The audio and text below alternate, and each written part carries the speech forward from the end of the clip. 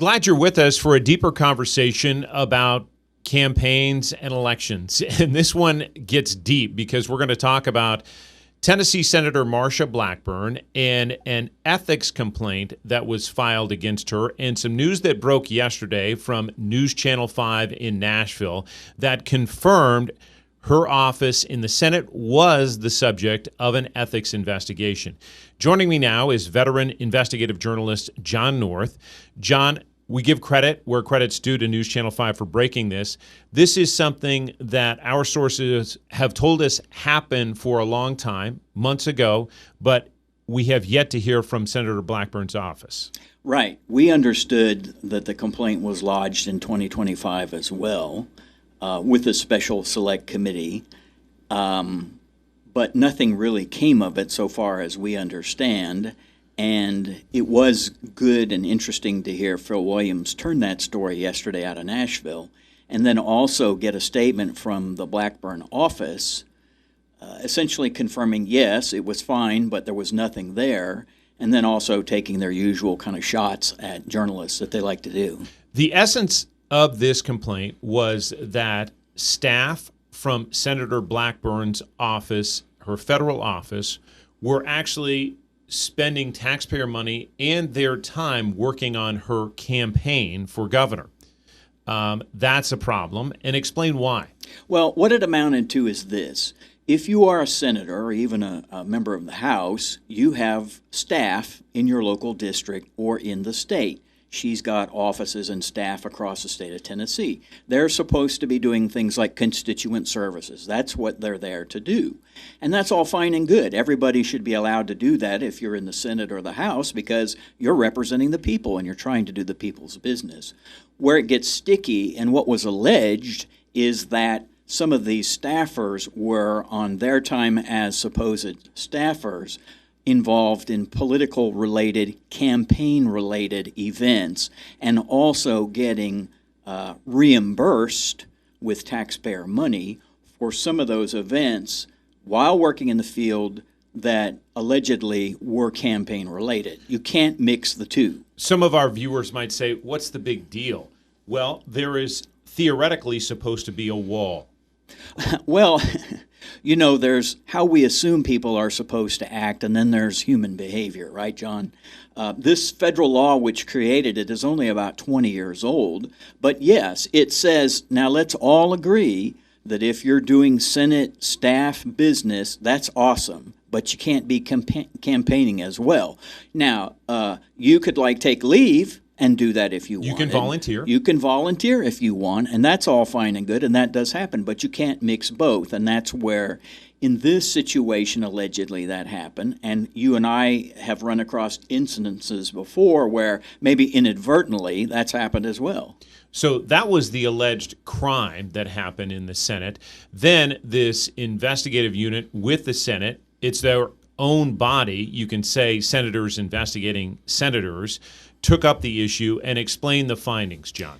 Right. So, first of all, so far as the committee's report summarizing annual activity states, there was no action whatsoever taken. They produce a report every year. I think they are obliged to by the first of the new year. They did that in this case. They've done it same period of time past years, and they acknowledged from their perspective that they had investigated something like 27 potential complaints, but that it had amounted to sort of zero disciplinary action. Did staff talk to her? I don't know. I've asked them that question today. I don't know if they'll respond. I have previously reached out to the Ethics Committee office, which has a staff, and as you said, it's made up of 6 senators, 3 Democrats and 3 Republicans. Didn't hear back from them either. John, you and I were talking about this. You went back and looked. I went back and looked. You'll typically get a couple dozen, maybe more complaints that they end up sort of sifting around and looking through. And very rarely is there any sort of punitive action of any kind. And you can draw your own conclusion as to why that might be. let's talk a little bit more about specifics that people need to understand as well, and just how long you've been working on these confirmations, John. What else have we not talked about that people should understand about this? Well, again, there are specific instances where, as Phil Williams uncovered, was provided with, there were situations where particular field staff members were depicted at events that were campaign or political related events. And then there were also instances, there are records that exist that were given to the committee where there were reimbursement expenses. And so that's also very significant. Phil noted that he'd been hearing about this for a while. As we said at the start, we have as well. Yesterday we learned from a political person that you and I know well and respect greatly that there is some suggestion, maybe even that a political campaign may have obtained this material and provided it.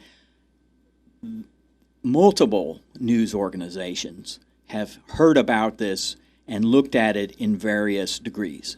Often we call that opposition research. Absolutely. And campaigns do that in this season where they are trying to find something to hang on a rival candidate. John, another thing that I think is important for our viewers to understand is it is a tricky situation sometimes when you call a local, state, or federal office and you say, I have a question about this issue. And the person in that office will sometimes say, I can't offer you any comment on that issue because it's with the campaign, and they refer you to the campaign.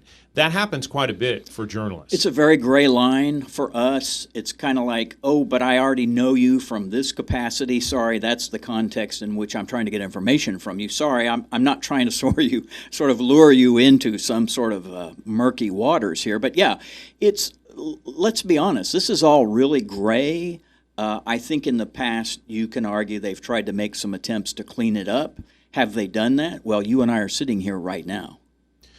When people walk away from listening to this, they're going to say, I think many of them, interesting, but really, how much comes out of this, John? Right.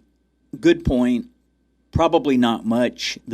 We're in the political arena, as you said. Marsha Blackburn is running for governor, and we are a day away from early voting, I think.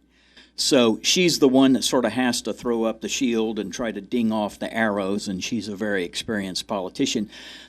Many people watching this or out there in the community probably are cynical enough to say, just sort of another game that we have to watch. But I think it is legitimate, and I think people should be concerned about it because you do not want essentially abuse of office. Again, there's been no finding directly so far as we know, but it did get looked into. It's a layer of accountability that every federal office should adhere to. John North, with that perspective, again, we did reach out to Senator Blackburn's office for comment on this, but as of our taping here, we have yet to hear back. Again, we'll be back with you certainly throughout this campaign season with more perspective on issues that arise.